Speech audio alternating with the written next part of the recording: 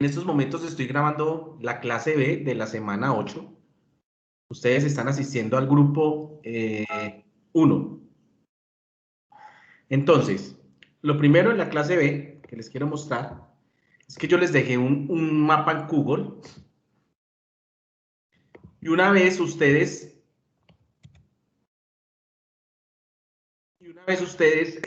revisen el mapa, pueden ir a solucionar el examen cualitativo y un formulario.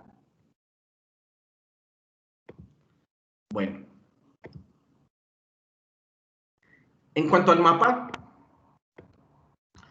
la idea era que ingresaran a la clase B, encuentran una primera lectura, entornos virtuales de aprendizaje, nuevos retos educativos.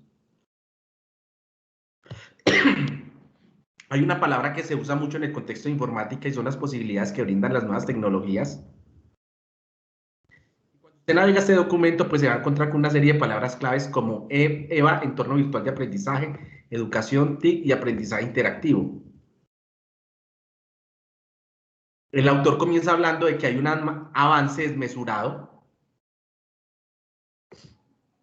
y que existen muchas aplicaciones para orientar procesos en línea. Pues hay una historia y es que en un principio, pues si bien se inicia con el correo electrónico, llegan otras tecnologías aplicadas a redes sociales, como lo menciona el autor, donde se muestra otra forma de interactuar.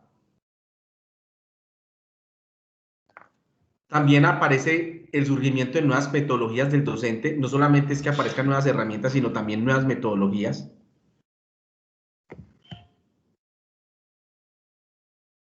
Y hay un interés en abordar problemáticas para formar profesores en torno al uso de las TICs.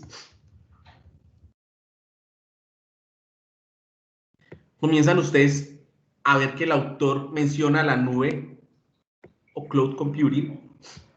Yo recuerdo en las primeras semanas,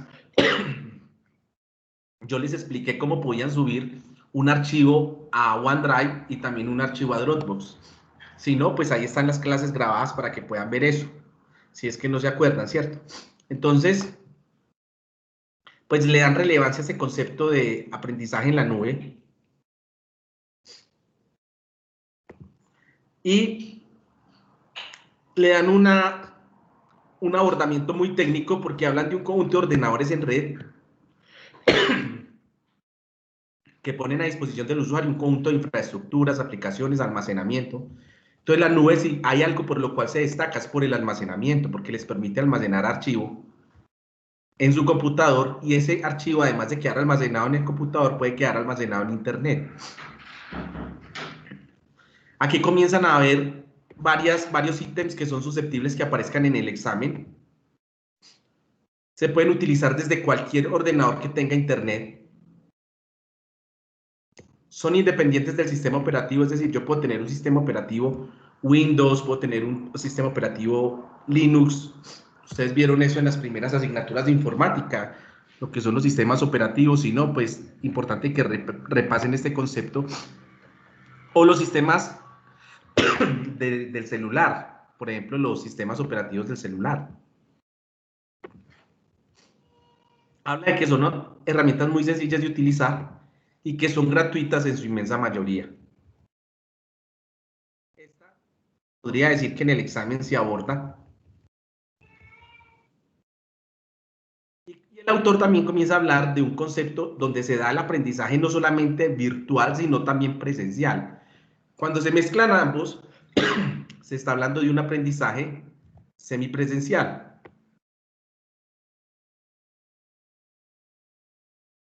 Semipresencial o blended learning.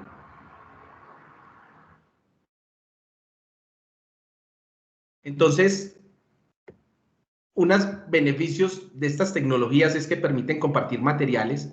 Miren ustedes en la hoja de ruta todos los materiales que les he compartido. Y que se puede dar un panorama de tutorización en un escenario presencial. Es decir, no solamente en lo virtual se puede hacer en la virtualidad, tiene una característica que se puede mezclar con lo presencial. Y también comienzan a hablar del concepto de aprendizaje electrónico y learning. Miren la diferencia. Aquí está blended con B. Blended significa mezclado o mixto. Y está lo que es e-learning, que es aprendizaje electrónico. Entonces aquí el autor pues da una serie de abordajes, tanto al B-learning como al e-learning, y hablan de unas características, de una interactividad, de una flexibilidad, de una escalabilidad y de una estandarización. En la interactividad, los sujetos deben ser conscientes que ellos son los que guían y construyen el proceso de aprendizaje. La flexibilidad es esa posibilidad de adaptarse a los nuevos planes de estudio, a estilos pedagógicos que existan. Y la escalabilidad es que, por ejemplo, en Google Classroom tiene buena escalabilidad, porque de 5 usuarios yo puedo pasar a 20 usuarios. Entonces uno mira esa propiedad de escalabilidad en lo que son los ambientes virtuales. La estandarización facilita que una plataforma sea actualizada por terceros. ¿Por qué? Porque se ponen de acuerdo en un estándar. Entonces, los entornos virtuales de aprendizaje han irrumpido en el ámbito educativo. Hablan de unas herramientas web 2.0. A diferencia de la web 1.0, la web 2.0, el usuario, además de lector, es escritor. Y me parece muy importante que si el día de mañana ustedes les preguntan cuáles son los beneficios de un ambiente, de un entorno virtual de aprendizaje, ustedes puedan decir que el acceso al contenido es flexible, que tiene una posibilidad de acceder a la información desde cualquier lugar, que combina diferentes recursos, audio, video, entre otros, facilitan el aprendizaje colaborativo. Pues claro, Wikipedia, por ejemplo, es una enciclopedia que se puede modificar por varias personas al mismo tiempo en el mundo. Entonces, este es un escenario de aprendizaje colaborativo. Y hablan de un concepto muy importante que es la flexibilidad temporal. ¿Por qué temporal? Porque no tenemos que estar todos al mismo tiempo. Alguien puede entrar a las 8, otro a las 10 a hacer el ejercicio. Pero hay algunas actividades que sí necesitan una sincronía, donde todos estemos al mismo tiempo. Pero si uno le quiere dar esa flexibilidad temporal, de que unos a una hora y otros a otra, sirve. O sea, le puede servir para dar esa flexibilidad temporal. Importante en la retroalimentación, donde yo normalmente les pregunto cómo les parecen las clases, en qué consideran se pueden mejorar. Todo eso se hace en la parte de retroalimentación. Yo la he hecho en esa parte, ¿cierto? Pero esa retroalimentación no solamente es con el profesor, sino con el resto de compañeros. En un examen, por ejemplo, a veces los estudiantes se hacen retroalimentaciones entre ellos de, venga, ¿por qué respondió la segunda pregunta en el examen? ¿Sí? Ahí hay una retroalimentación, donde se le explica el porqué de la respuesta. Hay un grado de motivación, hay muchos que les gustan las animaciones, los videos, y eso puede ayudar a aumentar la motivación en un ambiente virtual. Y algo muy importante es que los sujetos son conscientes y partícipes de que tienen un propio aprendizaje y se vuelven aprendices autónomos, donde ellos buscan información, donde aprenden a actualizarse, todo lo demás. ¿Qué desventajas tienen? Si a ustedes les preguntan qué desventajas tienen, creo que el autor menciona varias. Una es que pues, se necesita estar constantemente formando a docentes, porque usted sabe que incluso las herramientas pueden cambiar. Distractores, claro, porque uno está en un salón de clase y uno está dando la clase y mientras que uno la está orientando, otro estudiante está por allá en Facebook, en Twitter, entonces no está prestando atención.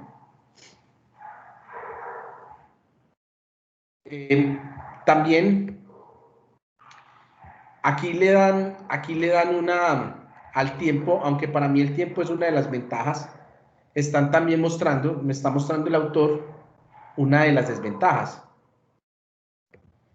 Y es que, pero aquí lo utilizan, es que eso demanda mucho tiempo programar todas esas nuevas tecnologías. De hecho, esa es una de las situaciones por las que yo vivo, porque yo comienzo a preparar las clases y comienzo a decir, bueno, el factor tiempo, serán muchas herramientas, serán muchos temas, es decir, y miren que el autor está hablando de eso. Cuando ustedes estén viendo que hay mucho contenido, por favor me escriben en el WhatsApp y ahí miramos qué se hace. Y las cuestiones técnicas es que si se va la energía eléctrica, pues imagínense el problema que se forma. Mire, aquí está ese detalle. Hay pues unas características de los entornos virtuales que sean fiables o confiables, que sean seguros, que sean interactivos, que la interfaz, es decir, los botones, los cuadros de texto sean amigables, que la estructura de la información sea rápida y sencilla de utilizar. Eso es lo que trato de hacer en la hoja de ruta. Y las posibilidades de acceso deben ser adaptables. Pues yo con el mapa, cuando he colocado los mapas mentales o mapas arañas, como se conocen, pues se le está mostrando al estudiante otra manera de ver la información y son fáciles de adaptar.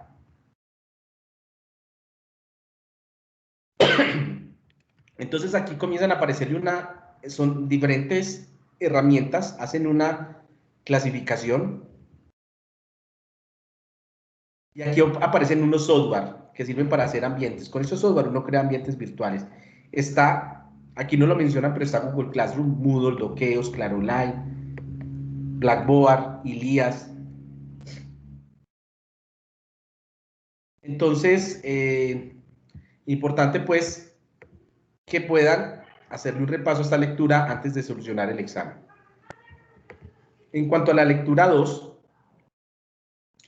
hablan de un concepto de ubicuidad, quiere decir que las tecnologías están en todos lados. Y con esas tecnologías se desarrollan procesos de alfabetización. Hay analfabetas, es decir, que no saben manejar las tecnologías. Entonces se hacen unas alfabetizaciones para que aprendan a manejar las herramientas digitales.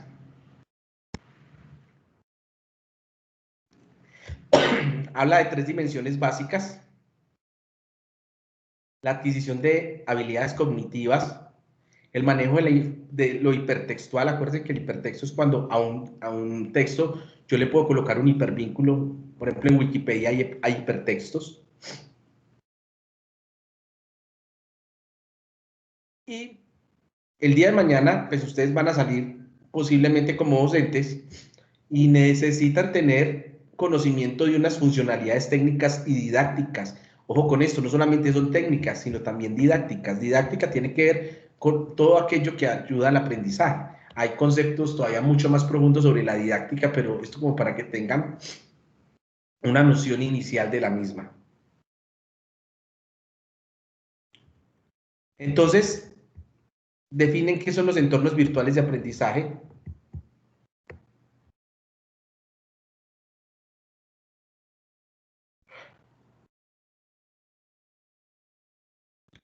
Como espacios educativos que se alojan en la web, y que existe la interacción didáctica a través de herramientas informáticas. Las características es que son electrónicos, funcionan con energía eléctrica, están hospedados en Internet, en alguna red. Internet es una red. Y le dan importancia a que existe formación. Esos procesos formativos, uno forma no solamente estudiantes, sino también docentes.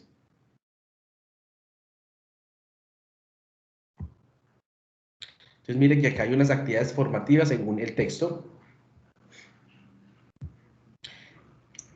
Mire que si bien nosotros estamos acostumbrados a la relación cara a cara, es decir, un docente vaya a un salón de clase, mire que se puede evitar ese cara a cara. Entonces el autor explica bien esa parte, pues como nosotros podríamos estar haciendo actividades asíncronas sin necesidad de hacer cara a cara presencial. Entonces hablan de una dimensión tecnológica y educativa. Por eso lo importante es que Ustedes como licenciados separan en la relación no solamente entre la tecnología, sino una relación entre la tecnología con la educación. Importante, sé que puede aparecer en los exámenes, qué tipos de entorno virtual de aprendizaje se pueden utilizar. Hay unos de tipo plataforma y learning, son muy avanzados, también se conocen como LMS. LMS significa Learning Management System. Hay plataformas, por ejemplo, como los blogs, wikis y redes sociales. Entonces, un tipo de entorno virtual son las plataformas de e-learning. La otra son los blogs, wikis y redes sociales. Y dentro de esta categoría, que es la B, describen qué son los blogs. Recuerda que en una de las clases les mostré un blog en Blogger. Un blog que hice yo, bueno, ese estaría dentro de esa categoría. Ella estaría dentro de un entorno virtual de aprendizaje situado en los wikis, pero también en las redes sociales como Facebook, Twitter,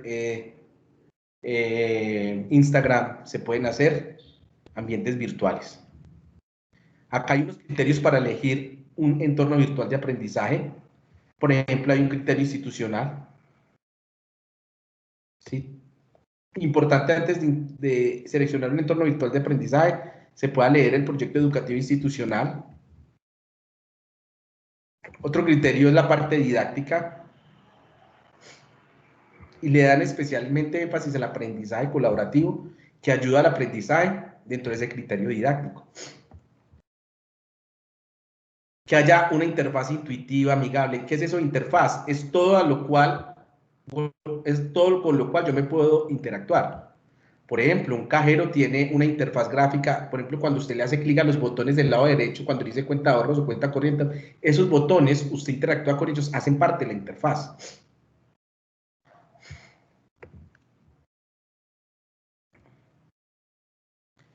Y también hablan de una parte de un criterio que son personales,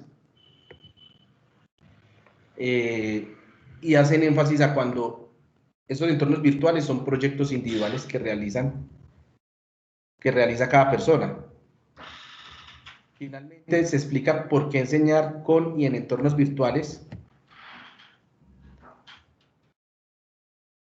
Entonces, aquí, ustedes, lógicamente con la lectura yo trato de focalizarme en cuestiones del examen. Y en este numeral 1 es necesario adaptar la enseñanza a un contexto que es contemporáneo y hoy en día ese contexto se sitúa en lo que es la sociedad de la información.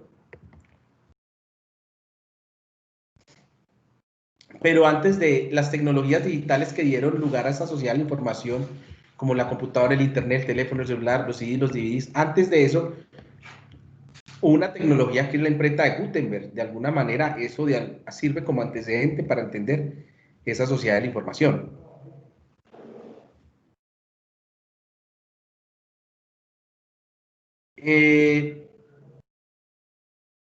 Una intencionalidad del autor es contribuir a la alfabetización digital.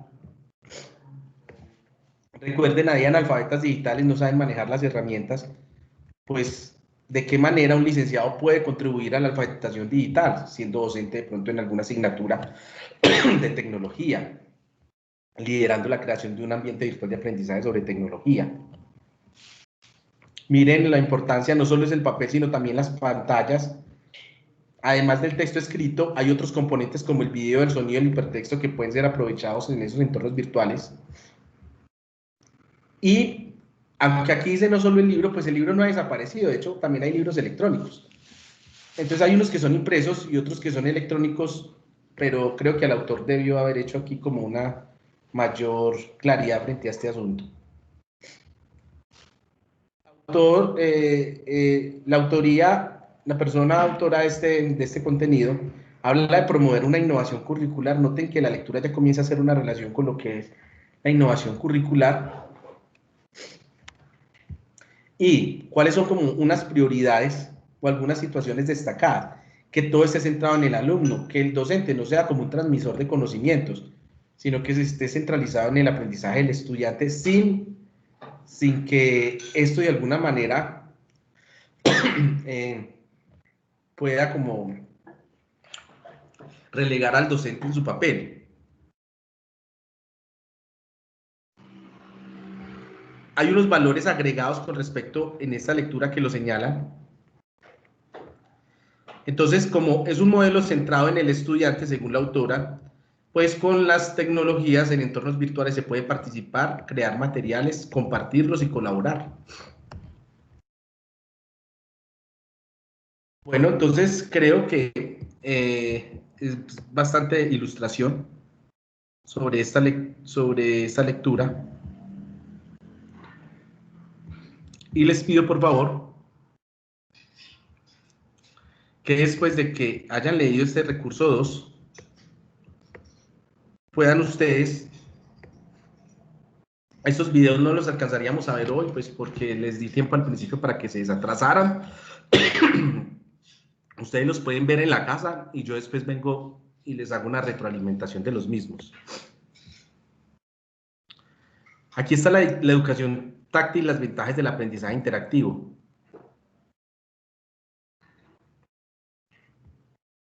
Miren la importancia de este concepto que se llama aprendizaje interactivo.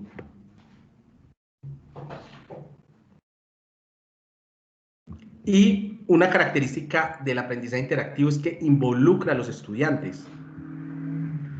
Y existe una tecnología que son las pizarras, donde los estudiantes pueden participar de determinadas maneras. Entonces hay 3 tipos de aprendizaje y les puedo decir que esto creo que está también en el examen. Uno es el aprendizaje visual, cinético y auditivo. Visual, pues su palabra lo dice, se refiere a la vista. El cinético y el auditivo, pues cinético tiene que ver con tacto y el auditivo, pues todo lo que es una canción, por ejemplo, es auditiva. ¿Se acuerdan el mundo virtual de Second Life? Podría, si uno utiliza gafas de realidad aumentada, podría ser de tacto. Entonces, ¿qué problemáticas existen? Como hay tantos estilos, que el auditivo, que el cinético, que el visual, ¿cómo diseñar clases que atiendan todos esos estilos? Porque cada estudiante puede desarrollar unos estilos más que otros, o unos desarrollan un estilo más que otro. Entonces, si en la literatura se hacen reflexiones respecto al aprendizaje interactivo, se hace desde una perspectiva integral. Que haya nuevos materiales, que hayan clases interactivas holísticas. Holísticas tiene que ver con global. Por ejemplo, un mapa es muy holístico porque permite ver de manera global la información. Que desarrollen el pensamiento crítico y que existan preguntas abiertas en Google Classroom. Yo creo que al final ustedes van a encontrar 2 preguntas abiertas. De alguna manera las preguntas abiertas las relacionan con el aprendizaje interactivo. Entonces, en ese aprendizaje interactivo, las personas se pueden colaborar unos con otros, por ejemplo, en Wikipedia, modificando información en esa enciclopedia. Es interactivo porque existe una libertad de elegir. Alguien puede elegir entrar por una parte del material, pero otro puede elegir comenzar en la mitad. El estudiante se trata de que tenga esa libertad de elegir.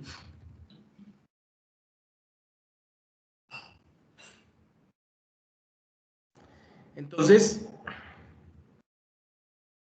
creo que he mencionado elementos importantes de lo que es el aprendizaje interactivo.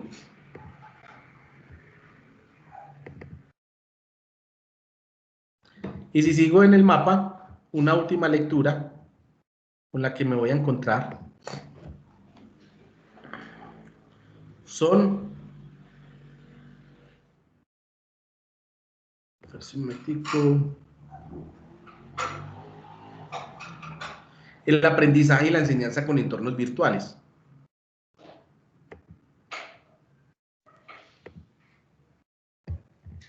Entonces esta lectura, como todas las demás, generalmente tiene un resumen, un abstract. Comienzan a definir lo que es el aprendizaje virtual. Ya en clases se les ha mencionado ese concepto de virtual. Hablan de un postulado en constructivista. En lo constructivista tiene que ver que mientras que aprendo voy haciendo, voy construyendo conocimiento, ¿sí?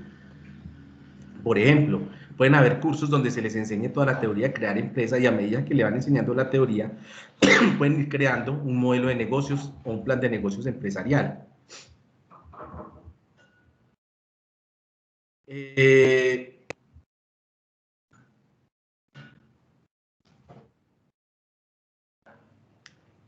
Una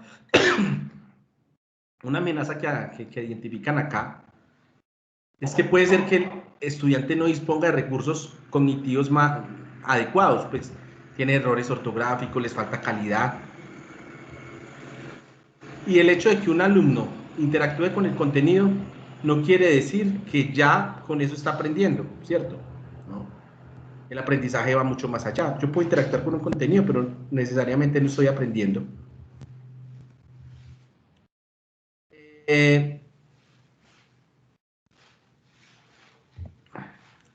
Hablan de una actividad conjunta. Esa palabra actividad conjunta se utiliza mucho para mencionar aquellas actividades que se hacen al principio de una clase y está marcada por una relación entre alumno, profesor y contenidos. Entonces, ustedes han visto la hoja de ruta, están los contenidos. Yo como profesor estaría en ese triángulo y ustedes como estudiantes serían pues obviamente los alumnos. Hay un triángulo.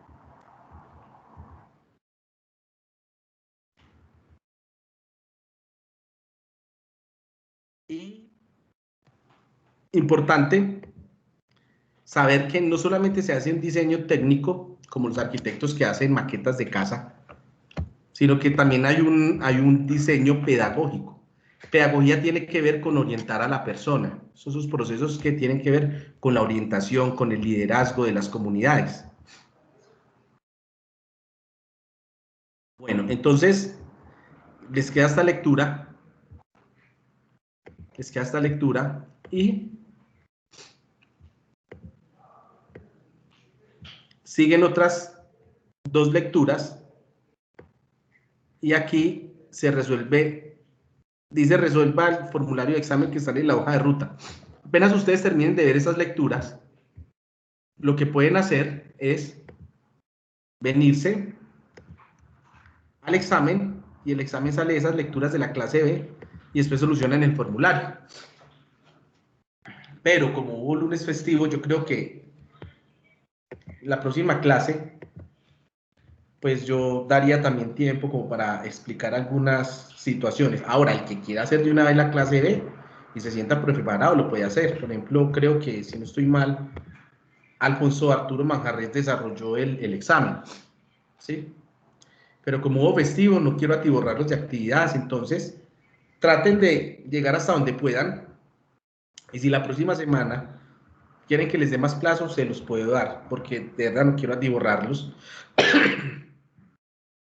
Entonces, miren, son las 6:58.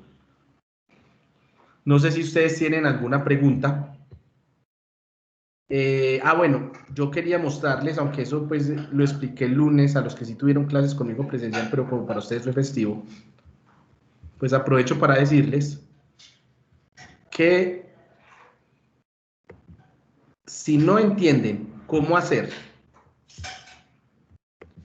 la clase A, el formulario de la clase A, me dicen la próxima clase y yo les explico. Listo. Básicamente, esa clase, pues como todas les pide que el código, que el nombre, que el apellido, bueno, eso ustedes ya prácticamente se lo saben de memoria.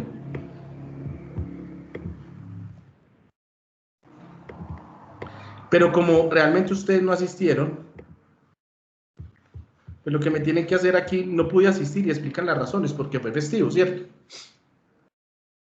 Y no es una razón mala. Después siguen una serie de ejercicios.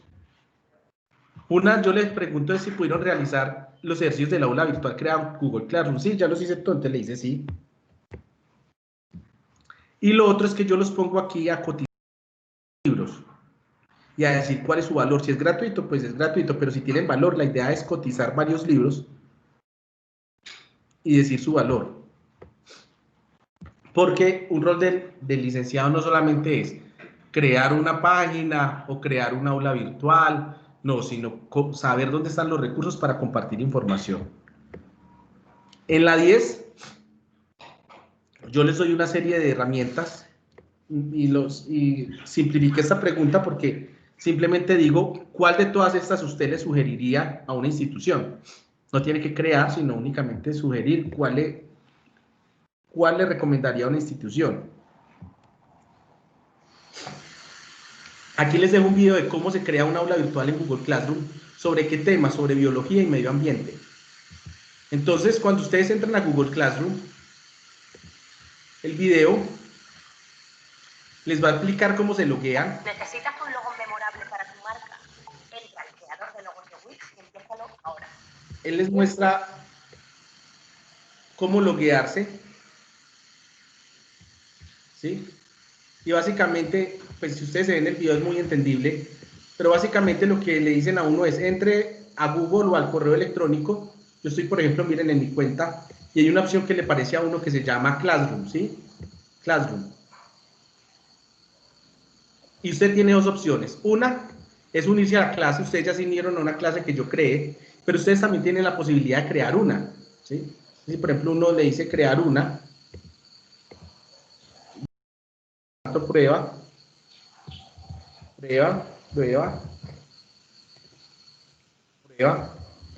pero ustedes ya le dicen cuál es el nombre de la clase, la sección, todo lo demás. Acuérdense sobre qué tema es biología y medio ambiente. Esa clase se crea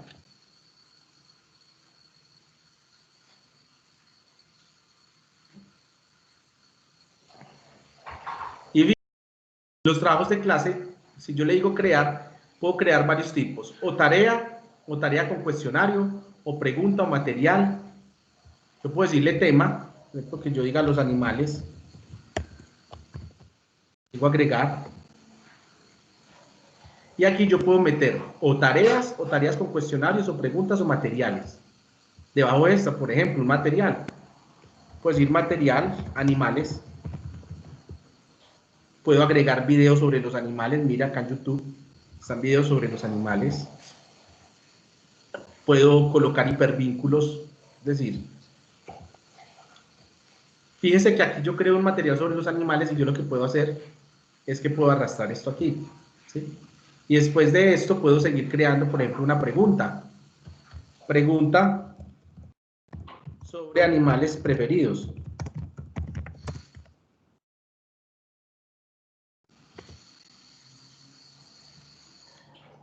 Entonces ustedes le dicen la instrucción en qué consiste la actividad. Por ejemplo, preguntas sobre los animales preferidos. Entonces tienen que decir las instrucciones. A continuación les muestro el siguiente material. La pregunta es la siguiente, ¿sí? Hagan actividades completamente diferentes a las que yo tengo, ¿sí? Pues traten de ser como innovadores en esa parte. Y ahí ya queda. Ahora, vuelvo a lo mismo. Como aquí el lunes fue festivo, de pronto ustedes están en desventaja porque les hubiera servido mucho la explicación que di en la clase A. Pues la próxima clase puedo dar otro refuerzo y también un espacio para que se sigan desatrasando.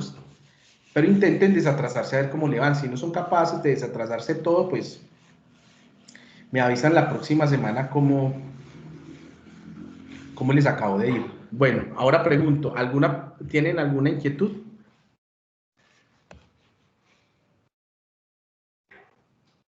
No, profe, pues todo está muy claro. Ah, bueno. Angie, ¿alguna inquietud? No, profe. Alfonso, ¿alguna inquietud? No, profe, todo claro. Ilse Milena, ¿alguna inquietud? Bueno, si hay alguna inquietud, pues ya saben que me pueden buscar en WhatsApp. Yo creo que hasta aquí dejo la clase. Yo sí quisiera darles este tiempo para que se desatrasen de tal manera que la acumulación de actividades no les vaya a generar estrés. Ahora, si sienten que se les acumuló muchas actividades, como les digo, la próxima clase continuamos en un espacio que yo les dé para que se desatrasen, listo. Pero intenten hacer hasta donde más puedan.